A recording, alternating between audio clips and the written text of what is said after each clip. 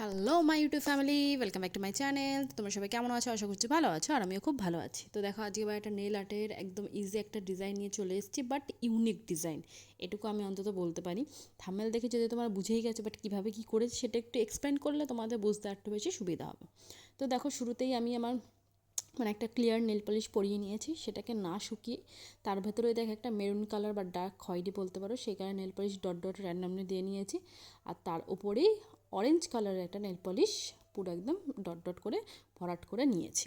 তো বলবো clear nail পলিশটা দিয়েই করো, তাহলে এটা মেশাতে একটু বেশি সুবিধা হবে। তো দেখো, এরপর টুথপিক নিয়ে নিয়েছি, সেম যেটা বলা সেটাই করা, জাস্ট মেশানো স্টার্ট করে দিয়েছি এটার সাথে ওটা।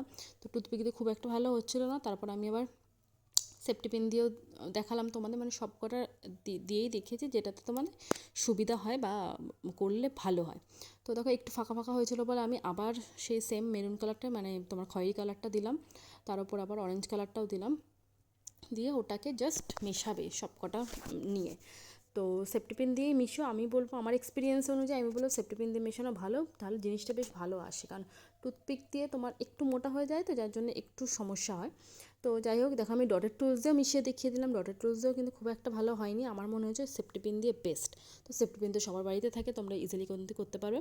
আর এখানে যে কোনো কালার তোমরা কিন্তু নিতে পারো, দুটো কালার আমি ডার্ক শেডেই মেনলি নিয়েছি, ধরো ব্রাউনটা তো ডার্কই, অরেঞ্জটা মোটামুটি ডার্কের মধ্যে পড়ে, খুব ডার্ক না হলে, বাট একেবারে লাইটও তো নয়।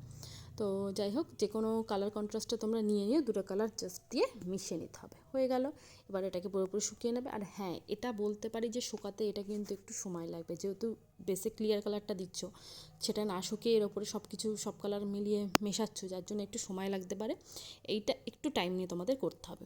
তো ওটা দেখো পুরোপুরি শুকিয়ে নিয়েছি। শুকানোর পর ডটের টুলসে আমি হোয়াইট কালার নেল পলিশ নিয়ে 6টা ডটের একটা করে ফুল করে নিয়েছি। আমি 3টে ফুল করেছি, আমার বেসটা যেহেতু বড়, তো 3টে ধরেছে। তোমাদের যদি বেস ছোটো হয় তাহলে একটা করতে পারো বা দুটো করতে পারো, আর যার বেস বড় তারা তো 3টে করতেই পারো। তো আর দেখবে এই ইদানিং আমি 6টা ডটের পাপড়ি করছি, ফুল করছি, আমার বেশ ভালো লাগছে, বেশ ভরাট ভরাট ব্যাপার লাগছে। 5 ডটেরও করতে পারো, সম্পূর্ণ তোমাদের ব্যাপার। আর এই আমি বলবো ডটের টুলস যে হোয়াইট যে ফুলগুলো করেছি, এটা তোমরা টুথপিকের পেছন সাইডটা যেটা হয় একটু মোটা, ওইটা দিয়ে করো, তাহলে বেশি ভালো আসবে। এরপর ফুলগুলো করার পর দেখো, মিডিলে যেটুকু ফাঁকা ছিল, মিডিলে একটা করে জাস্ট হোয়াইট ডট দিয়ে দিয়েছি, একদম সিম্পল ডিজাইন। আর ফুলের ওপর একটা করে ব্ল্যাক ডট দিয়েছি, যাতে ফুলটা ভালোভাবে ফুটে ওঠে। কেমন লাগলো অবশ্যই জানিও, আর ভালো লাগলে প্লিজ একটা লাইক করে দিও, আর আমার চ্যানেলটাকে সাবস্ক্রাইব করে রাখো। এখন টাটা।